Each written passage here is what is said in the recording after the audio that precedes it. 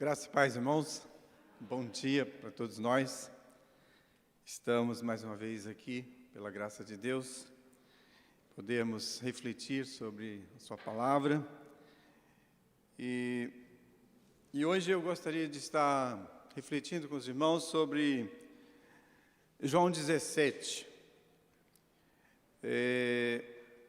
Naquela ocasião em que Jesus faz a sua última, ou uma das últimas orações profundas. E naquele momento, Jesus faz 3 orações. Os irmãos vão se lembrarem que ele se encontrava ali no Getsemane, ou lugar significado um lugar de sofrimento, mas na verdade era onde se cultivava a oliveira, né? E de vez em quando Jesus com seus discípulos se iam para aquele lugar para estar a sós, refletindo sobre a missão, sobre os projetos de Deus para a humanidade. E essa oração se dá no momento em que as coisas estavam afunilando, estavam caminhando para o final da missão de Jesus aqui como homem na terra, né? E Jesus então faz uma oração em que, para muitos estudiosos, seria a oração mais importante. Não que oração não tenha diferença entre importância de oração, porque para Deus, toda oração que é dirigida a Deus, e conforme a sua sinceridade, Deus vai acolher essa oração. Mas na oração de João 17, nós podemos encontrar 4 coisas que sustentam esta oração. 4 pontos importantes, que é a salvação da humanidade, a segurança dos seus escolhidos, a santidade do seu povo e a unidade da sua igreja. Então essa era a preocupação de Jesus na sua oração. E faz favor de colocar aí para mim, o tema nós já dissemos, né? Que é a oração mais importante. E nós vamos começar a analisar esse capítulo. Nós não vamos ler todo o capítulo, nós vamos ler os versículos e vamos estar assim refletindo sobre eles. O capítulo 17 de João relata uma das últimas orações de Jesus, e este capítulo nos revela a preciosidade sobre a relação de Jesus com Deus e de Deus com seu Filho amado, e a relação de Jesus com seus discípulos. Nós vemos aqui que nessa oração Jesus ora por si mesmo, Jesus ora pelos seus, e Jesus ora pelos futuros discípulos.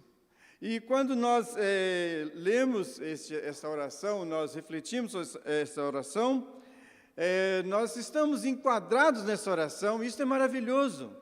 Jesus sempre teve uma visão, e a visão de Jesus é eternidade. E por ser a sua visão, uma visão de eternidade, ele estava nos vendo na sua oração, ele estava vendo outros que, enquanto esse mundo existir, são alvos dessa oração. Então, nós vemos aqui uma preocupação de Jesus com os seus, não é?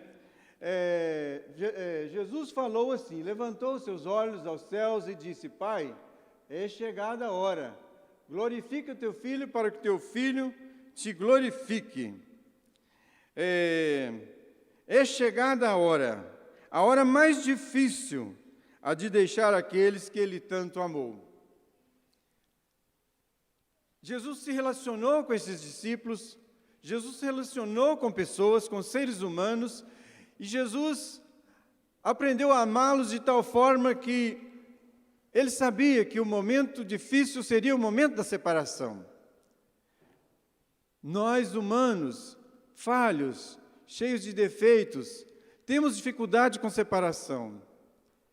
E Jesus, perfeito, santo, puro, conhecedor profundamente da estrutura humana, ele sabia que seria um momento muito difícil. Os discípulos eles já estavam ficando tristes quando Jesus, nas suas últimas instruções, falava da necessidade da sua ida aos céus. E eles já estavam arrasados. Como viver sem Jesus? Como viver sem Jesus? Nós, na nossa caminhada, nós temos aprendido que nós já não conseguimos mais viver sem Jesus. A importância de Jesus para a nossa existência é algo que o mundo não pode compreender. Uma vez eu li um livro, o escritor diz o seguinte: eu me envolvi tanto com Jesus, que nem que eu quisesse, eu conseguiria ficar sem Ele. Então, essa hora chegada de Jesus, da separação, seria um momento muito difícil, de muita dor, e que aqueles discípulos teriam que superar. A missão exigia superação. No versículo 2, por favor.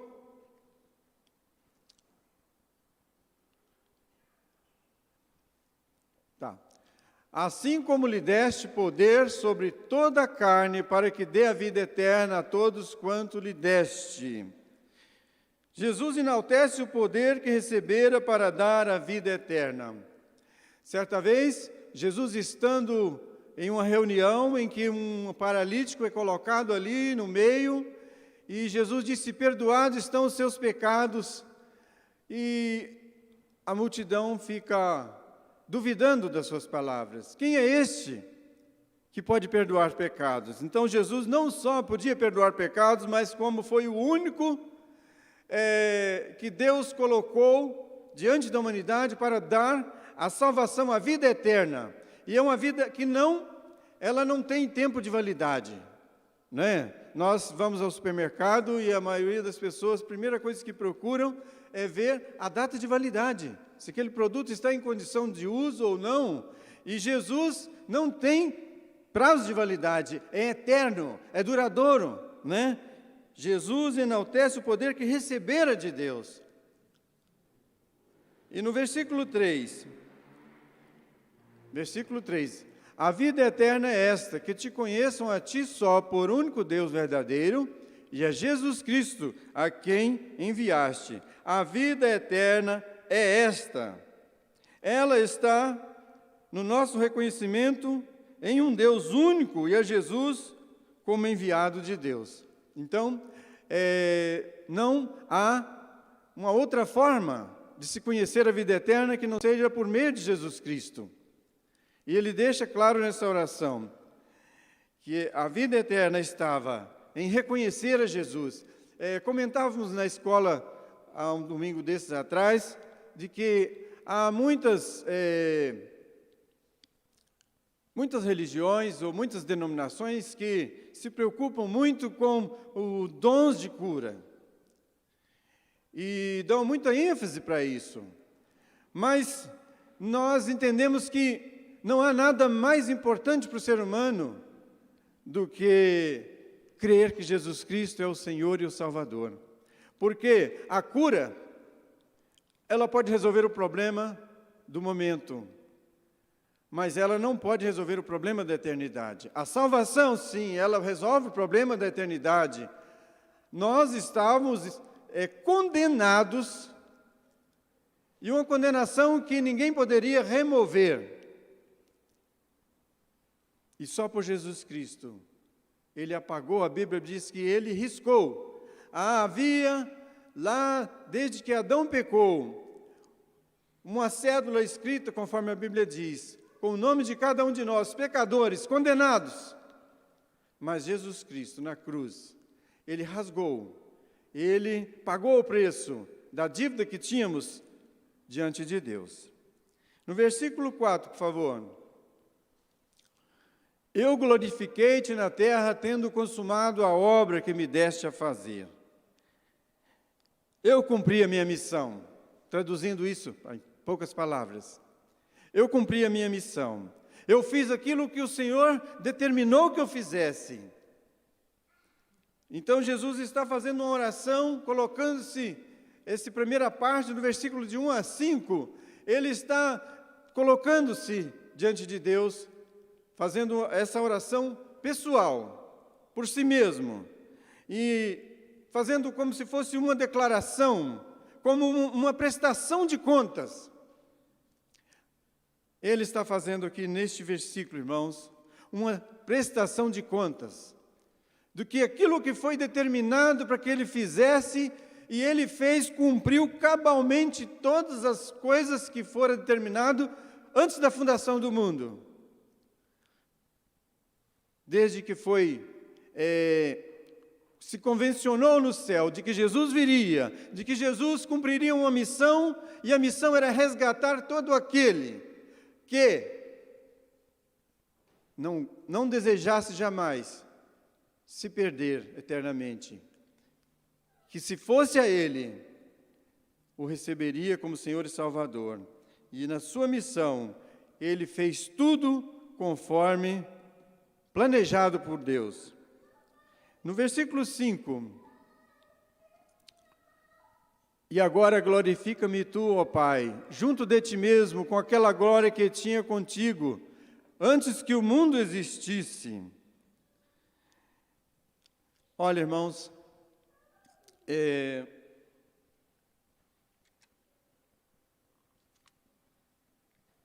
vamos imaginar, vamos pensar na glória que Jesus tinha nos céus, o conforto, a presença de Deus, que eu acho que é o que é de mais confortável para o ser humano.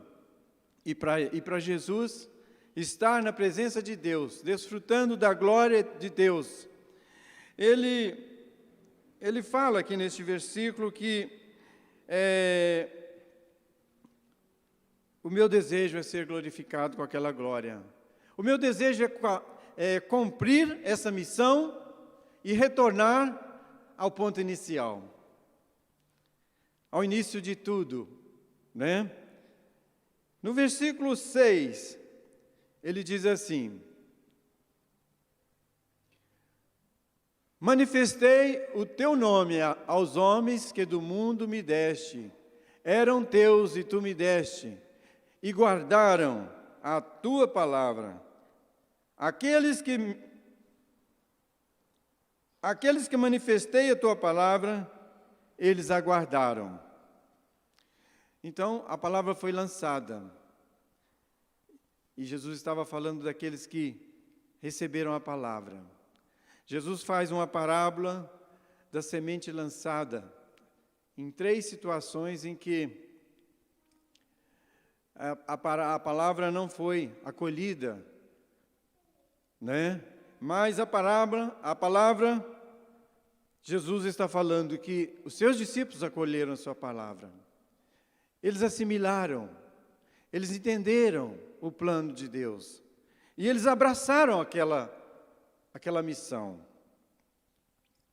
No versículo 7 ele diz: agora já tenho conhecido que tudo quanto me deste provém de ti. Agora compreenderam que tudo que me deste provém de ti. Tudo.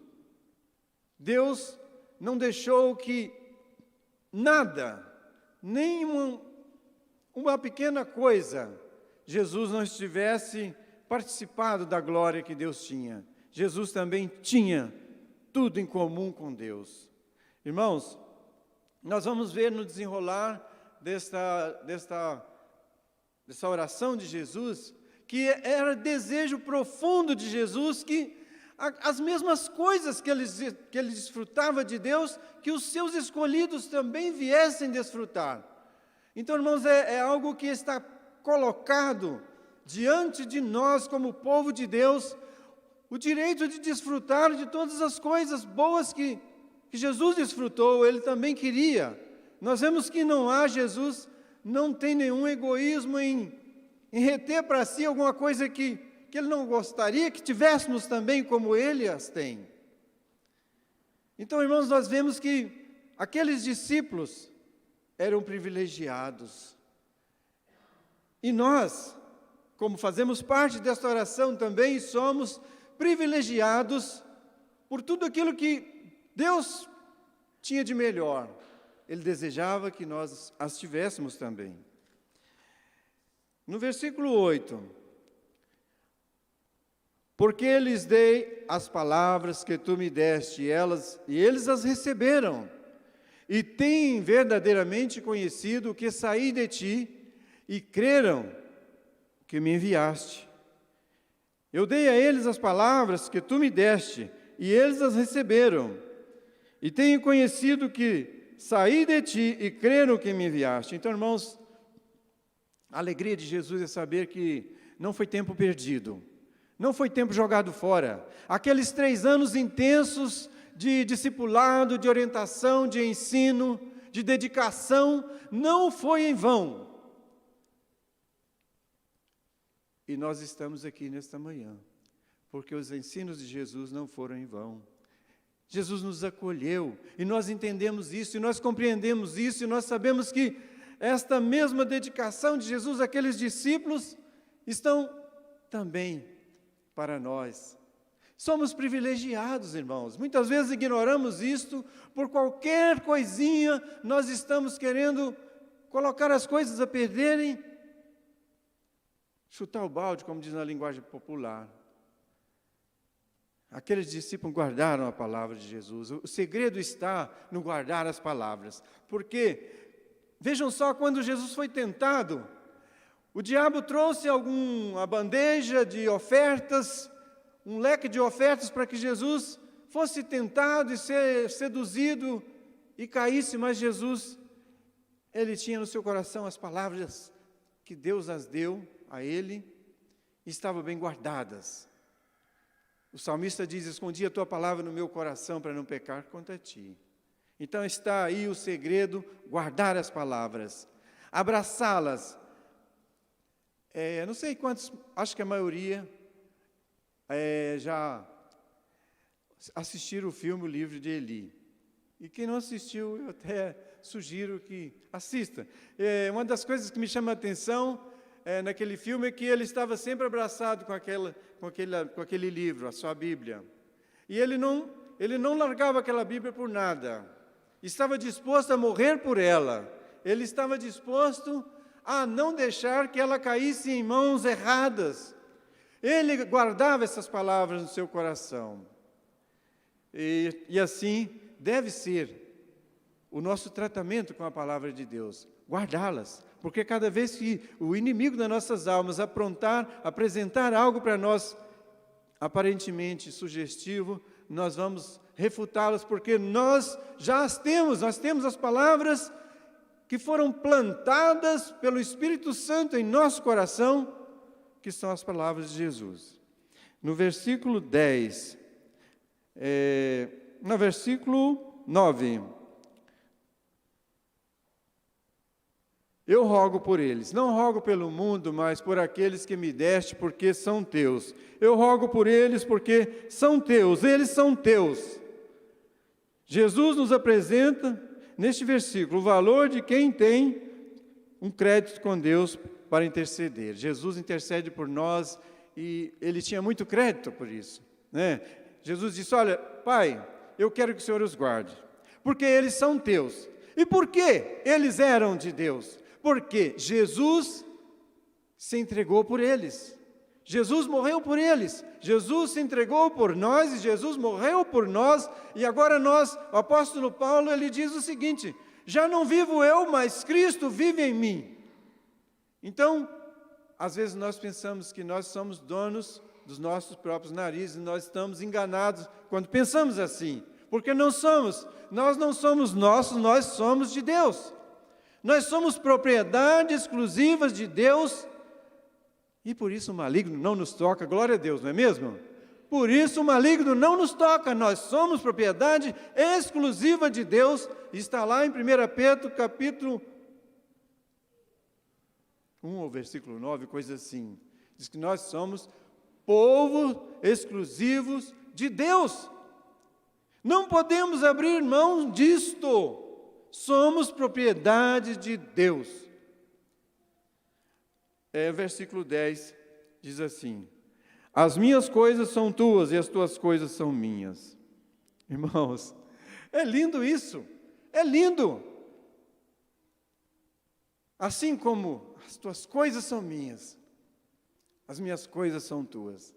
E eu estava me lembrando de que existem pessoas que se relacionam, mas deixam muito claro: isso aqui é meu, isso aí é seu. E para Jesus é diferente. O que era de Deus era de Jesus, e o que era de Jesus era de Deus. E aí, ele disse: olha, eles são teus, Pai. Eles agora são teus. Eu os comprei por um preço alto, com a minha própria vida, com o meu próprio sangue. Eu os comprei. No versículo 11: e eu não estou mais no mundo, mas eles estão no mundo, e eu vou para ti, Pai Santo. Guarda em teu nome aqueles que me deste, para que sejam um, assim como nós. Ah, que intimidade, Pai Santo, Pai maravilhoso. Eu quero pedir uma coisa para o Senhor, eu quero implorar ao Senhor por eles, né? Eu já não estou mais no mundo, Jesus já não se sentia mais no mundo. Alguns momentos, os soldados viriam para levá-lo, para cumprir o final da missão. Mas ele já se sentia como alguém que já estava crucificado. Eu já não sou mais do mundo, mas uma coisa é certa: eles são. E eu quero, Pai, eu quero que o Senhor os guarde. E eu estava pensando que há muitas pessoas que pensam que é só guardar o corpo físico. Mas eu vejo aqui uma grande preocupação de Jesus com a guarda do intelecto deles, da mente deles, do coração deles, porque é onde que o diabo trabalha. A Bíblia fala que o diabo pode tirar a vida, mas não pode fazer mais nada.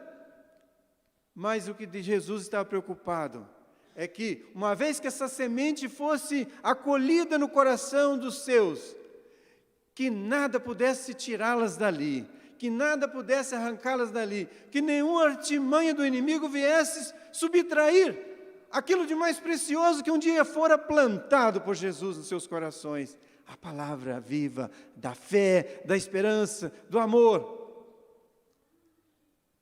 Então, essa era a preocupação de Jesus. Guarda a mente deles, guarda o coração deles, repreenda toda artimanha do maligno sobre a vida deles, porque, Pai, eles são nossos. Eles são nossos. Versículo 12. Espero não cansar os irmãos, eu quero ser breve. Versículo 12 diz assim: estando eu com eles no mundo, guardava-os em teu nome. Tenho guardado aqueles que tu me deste, e ninguém deles se perdeu, senão o filho da perdição, para que as Escrituras se cumprissem. Irmãos, durante 3 anos, na sua jornada, na sua caminhada, no seu discipulado com os discípulos, em alguns momentos em que alguns queriam se destacarem, queriam posição de prestígio no meio do grupo, mas Jesus sempre contornou a situação e Jesus guardava suas mentes para que nenhuma coisa viesse desviar do foco. Porque é esse o papel do nosso adversário. Ele tem como objetivo desviar-nos do foco. E aí, Jesus guardava, Jesus orientava, Jesus ministrava sobre a vida deles. E nós vemos que, mesmo com as dificuldades, nós vemos que houve ali no grupo um que estava com a mente fora do projeto. Ele estava no projeto, mas não estava incluído no projeto, e por isso ele se perdeu. Mas os outros que focalizaram a missão. Esses não se perderam, esses foram até o fim. E a Bíblia diz que a forma com que cada um deles fora tirado deste mundo, mas eles não cederam, eles foram até o fim. Versículo 13, por favor. Mas agora vou para ti, digo isso no mundo, para que tenham a minha alegria completa em ti. Agora vou para ti, e digo isso estando ainda com eles, para que tenham alegria completa em si mesmo. Isso aconteceria quando eles, ao receberem o Espírito Santo, se lembrassem de todas as palavras ditas por ele, e assim mantivessem a vida, a chama da fé, da esperança, da promessa da vida eterna. Então, irmãos, Jesus desejava que eles viessem ter alegria completa. O momento era de tristeza, o momento era de angústia, o momento era de dor, a dor da separação. Viver como alguém, como Jesus, jamais alguém gostaria de abrir mão disso, né? Muito menos aqueles que passaram os 3 anos com Ele. Mas Jesus lembra que quando Jesus ressuscitasse, o Espírito Santo viesse habitar no coração deles, eles iam se lembrar de todas as palavras que Jesus havia dito, e iriam se alegrar por causa das promessas um dia feitas, e que um dia haveriam de se cumprir, a vida eterna, irmãos. Irmãos, eu acho que, eu sempre comento, não deve haver espaço no nosso coração para tristeza. É natural que tenhamos lutas, é natural que enfrentemos dificuldade, é natural que as aflições desse mundo estejam sempre presentes. Mas nós precisamos deixar que a alegria da salvação reine em nós, porque é isso que nos motiva, é o combustível da vida, é a esperança da vida eterna. Versículo 14, por favor. Versículo 14. Já? O mundo os aborreceu porque eles não eram do mundo. Jesus quis dizer que ao dar-lhes as suas palavras, o mundo já não tinha mais sentido para eles. Então, Jesus disse que eles não eram mais do mundo. Irmãos, deve ser esse o nosso sentimento. Nós não somos mais desse mundo. Estamos aqui. Estamos no mundo, mas não somos dele. Não é? Nós agora fomos transportados para o reino do seu amor, que é o reino de Jesus Cristo, a vida eterna em Cristo.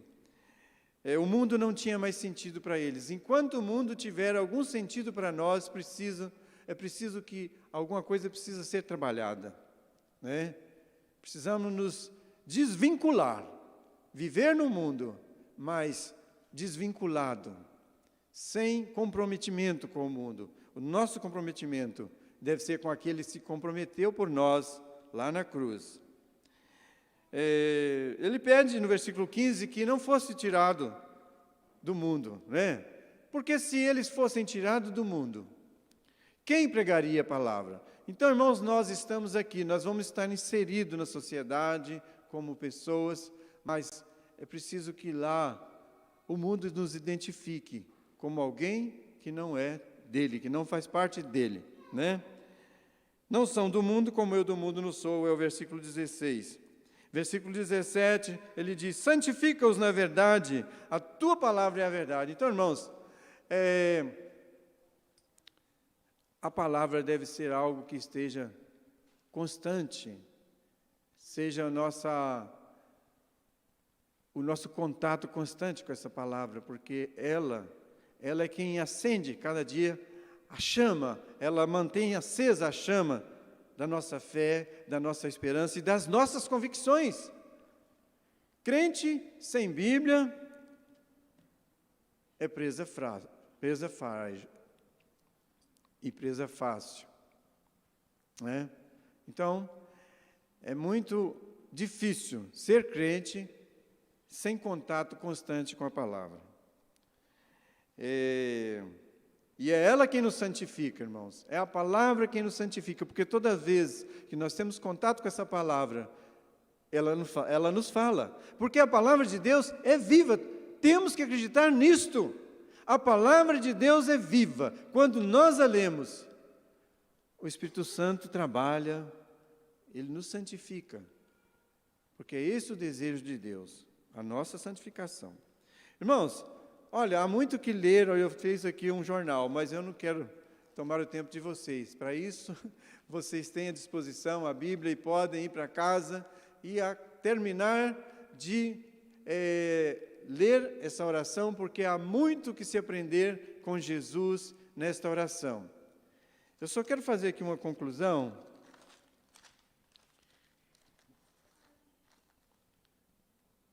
Que diz assim: